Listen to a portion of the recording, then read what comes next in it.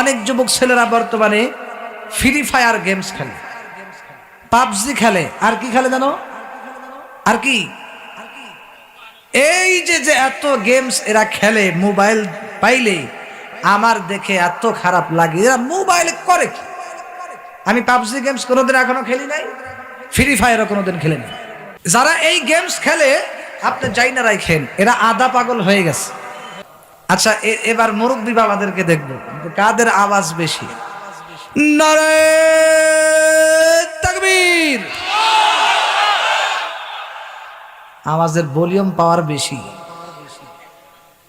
আল্লাহ আমার মুরব্বী বাবাদেরকে কবুল করুক, বলেন আমিন। আগের যুগের মুরব্বী বাবা যারা, ইনারাই বেশি মজবুত, ইনারাই ঠিক আছে। বর্তমান যুবকরা তো এই মোবাইল দেখে দেখে শেষ। বলেন ঠিক কিনা বলেন? সারা রাত ভরে মোবাইল দেখে, সারা রাত ভরে কি দেখে?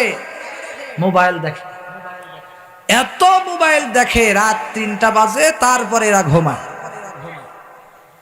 এদের এরপরে এই মোবাইল দেখে দেখে এবার যখন যৌবন শেষ হয়ে যায়, এবার ওরা হারবালের পিছনে করে, কলিকাতা হারবাল, ইন্ডিয়া হারবাল আছে না নাই?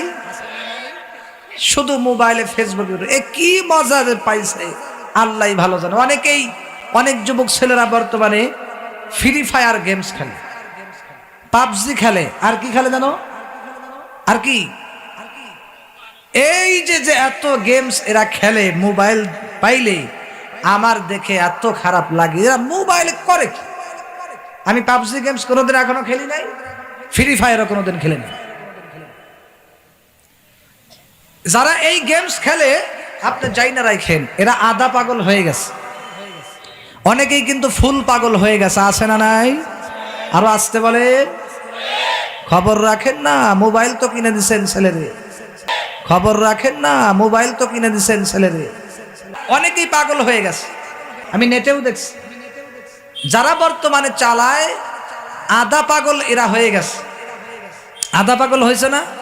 দেখবেন আজকে ফেসবুক ইউটিউব চালায়া এদের জীবন শেষ। আধা পাগল কেন বললাম? প্রত্যেক কথার আমি যুক্তি দেব। আপনি দেখবেন যারা এগুলা খেলে ঠিক মতো গোসল নাই আছে। এই যে মোবাইল নিয়ে যে বসছে, সামনে দিয়ে কি উড়োজাহাজ উড়ে গেল নাকি হেলিকপ্টার গেল, ওর খবর নেই। কোন মুরব্বী কোন ইমাম সব সামনে দিয়ে গেল, ওর খবর নেই।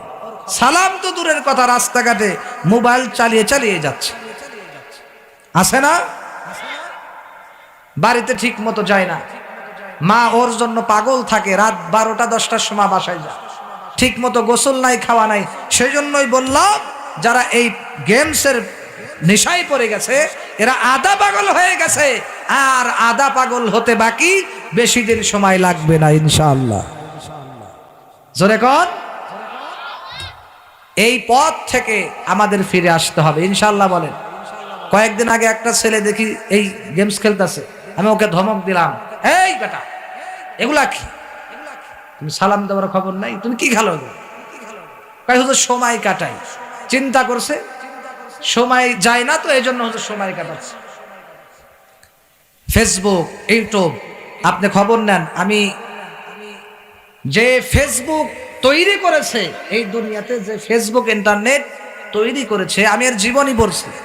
জীবনী পড়ে এই ব্যক্তির নিজের ছেলে সন্তানের হাতে মোবাইল ফোন দেয় নাই, কারণ সে জানে এই ফেসবুক ইউটিউবের ভয়ানক অবস্থা কি। ঠিক কিনা বলেন? আমরা তো পরিণাম জানি না, যে পরিণাম কি। ডিজিটাল এই বাংলাদেশে কত কিছু দেখার আছে, দেখতে গেলে শেষ হবে না, অল্প দেখো ভাই। পোলা মাইয়া জোয়ান বুড়া একই রোগে খাইছে ধরা, আধুনিকতার হাওয়া গায়ে লাগছে তাই। যে যাই কিছু বলুক না কেন গায়ে লাগে না, আমরা কিন্তু চালাক জাতি, মোটেও ভয় পাই না। আমগো দেশে আমগো দেশে আমগো দেশে ফেসবুক আছে, আমরা বলদ না। আমগো দেশে ফেসবুক আছে, আমরা বলদ না। এরা ফেসবুক চালায় আর দাবি করে, ফেসবুকে লেখালেখি করে, কত কিছু। সেজন্য যুবক ভাই তোমাদেরকে বলছি, এগুলা থেকে ফিরে আসো, নামাজি হয়ে যাও। সময় তুমি কাটাইতে পারো না, যেই আল্লাহ তোমাকে সৃষ্টি করলো সেই আল্লাহরে তুমি সময় কতটুকুন দিলা? বলেন তো, আমার আপনার চক্ষুকে দান করছে, পাকে দান করছে, মাথার চুল থেকে নিয়ে পায়ের তলা পর্যন্ত কে দান করছে? সেই আল্লাহকে আজকে ভুলে গেল। আজকে আমরা যারা মাহফিলে ভাত খেয়ে এসেছি, একটা ভাতের দানার পিছনে কোনো মন্ত্রীর মেহনত আছে? কোনো নেতার এখানে কোনো অবদান আছে? একটা খাবারের ভিতরে কোনো অবদান কারো আছে? নাই, একমাত্র আল্লাহ দিয়েছে। বাতাস দিয়েছেন আল্লাহ, চোখ দিয়েছেন আল্লাহ, কান দিয়েছেন আল্লাহ, সব কিছু আল্লাহ দিয়েছেন। আল্লাহ এই জন্যই বলতেছেন, তোমার শরীরের ভিতরে আমি আল্লাহ দুইটা কিডনি দিয়েছি। এই যে খাবার যে খাই, এরপরে বিছানায় শুয়ে পড়ি, এই খাবারগুলা যায় কোথায়? আমার আপনার কাজ তো শুধু খাওয়া আর বিছানায় শুয়ে থাকি। এই খাবারগুলা কই যায়? এত মিহিন ভাবে পায়খানার রাস্তা দিয়ে বের হয়ে যায়, কে করে বলেন তো? আল্লাহ। আমার আপনার চুল পেকে যায় মাঝে মাঝে, কার হুকুমে? আমরা কেউ কি চাই আমার মাথার চুল পাকুক? মাঝে মাঝে 2-4টা পেকে যায়, তখন আয়না দিয়ে দেখে দেখে উঠায়, আছে না নাই? এরপরে আরো পাকে, এবার কলক লাগায়, এরপরে দেখে সাদা হয়। যদি আমার আপনার হাতে এই ক্ষমতা থাকতো, তাহলে আমাদের চুল কি সাদা হইতে দিতাম? দিতাম না, সবার চুল কালো থাকতো। তাহলে বুঝতে হবে কার হুকুমে চলে? আল্লাহর হুকুমে চুল চলতেছে। চক্ষু, অনেকেই অন্ধ থাকে, চোখ নষ্ট হয়ে যায়। আমাদের ক্ষমতা থাকলে চক্ষু সবার ভালো থাকতো না? কিন্তু চক্ষু কার হুকুমে চলতেছে? আল্লাহর হুকুমে। খুব ভালো করে খেয়াল করেন, খুব ভালো করে খেয়াল করেন। হাত আল্লাহ দিয়েছেন, অনেকের হাত নেই। যদি হাত যার নেই, তার যদি স্বাধীনতা থাকতো হাত রাখার, তাহলে সে কি পঙ্গু হয়ে থাকতো? থাকতো না।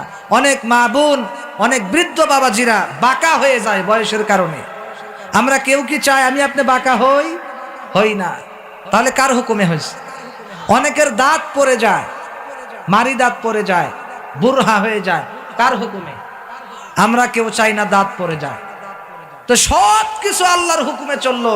আল্লাহ বলতেছেন, আমি তোমাকে হাত দিয়েছি, আমি তোমাকে পা দিয়েছি, সমস্ত অঙ্গ প্রত্যঙ্গ দিয়েছি, অতএব হুকুম চলবে আমার। আলা লাহুল খালক ওয়াল আমর, সৃষ্টি আমার, হুকুম চলবে আমার, ঠিক কিনা? আল্লাহ কোরআনের ভিতরে বলতেছেন, আলা লাহুল খালক ওয়াল আমর, সৃষ্টি আমার, এই জমিনে হুকুম চলবে আমার। সোনার মুরব্বীরা, যুবক ভাইরা, সেজন্য আসেন আজকে আমরা কোরআনের কথা শুনবো। আল্লাহ আমাদের সকলকে কোরআনের খাদেম হিসেবে কবুল করুক, বলেন আমিন।